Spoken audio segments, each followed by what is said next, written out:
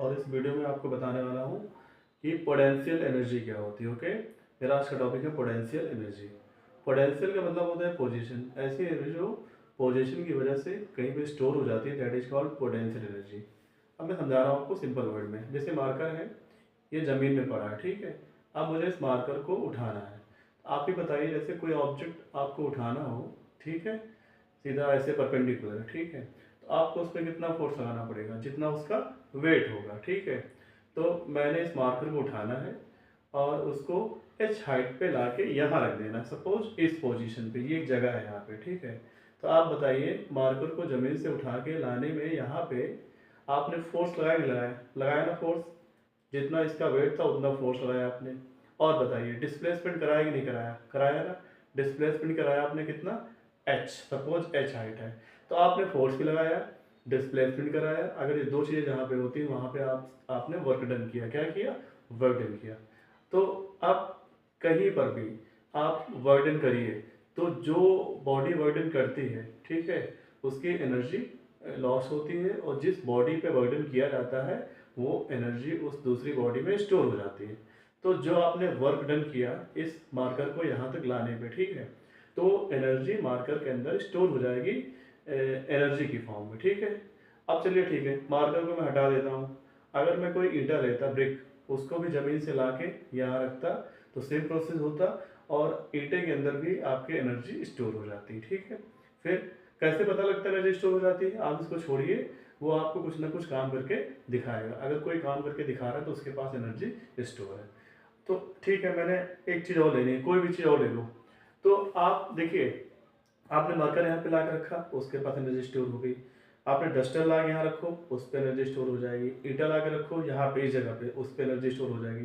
तो अब मुझे बताइए, ये एनर्जी का स्टोर होना उस मार्कर की, डस्टर की, या फिर ईंटे की खासियत है कि इस पोजीशन की खासियत है?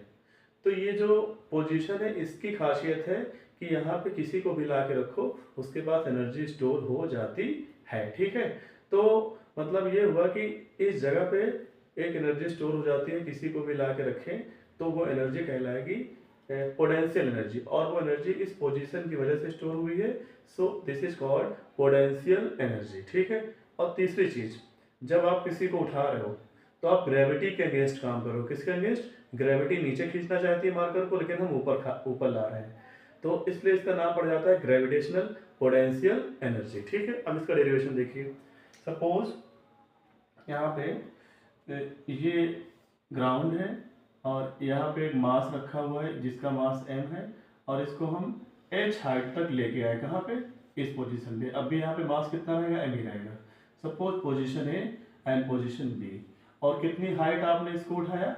h हाइट उठाया। तो हम लिखेंगे यहाँ पे work done, work done on the body. अब आप बताइए, उस बॉडी पे कितना वर्क डन किया गया?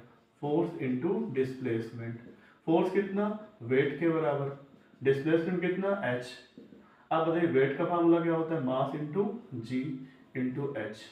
अब ये हो जाएगा आपका वेट की यूनिट क्या होती है? वेट की यूनिट होती है न्यूटन, ठीक है, यहाँ लिख दो न्यूटन। और हाइट किस में होगा? मीटर में होगा। तो ये आपका आ गया mgh, Newton metre we can write joule. और हमने कहा कोई भी वर्डन जो होता है वो एनर्जी के फॉर्म में स्टोर हो जाता है, लेकिन ये सब ग्रेविटी के अगेंस्ट हुआ है, और जो एनर्जी स्टोर हुई है पोजीशन की वजह से, तो इसलिए इसका नाम पड़ जाएगा ग्रेविटेशनल पोटेंशियल एनर्जी। और इसका फार्मूला क्या है आपका? देखिए, mgh is the formula of gravitational potential energy. और ये जो एनर्जी होगी पॉजिटिव होगी, ठीक है। बताओ ये वर्डन पॉजिटिव क्यों हुआ? क्योंकि आप फोर्स भी ऊपर की तरफ लगा रहे थे, क्योंकि मार्कर को उठा रहा था, तो डायरेक्शन ऑफ फोर्स अपवर्ड थी। और डिस्प्लेसमेंट भी कैसे हो रहा था? अपवर्ड। तो दोनों सेम डायरेक्शन में है, इसलिए वर्डन क्या होगा? पॉजिटिव होगा, ठीक है। तो अगर आपको वीडियो अच्छा लगे तो आप ज़्यादा से ज़्यादा लोगों में शेयर करिए, और वॉच करिए और सब्सक्राइब करिए। Okay, thanks for watching, bye.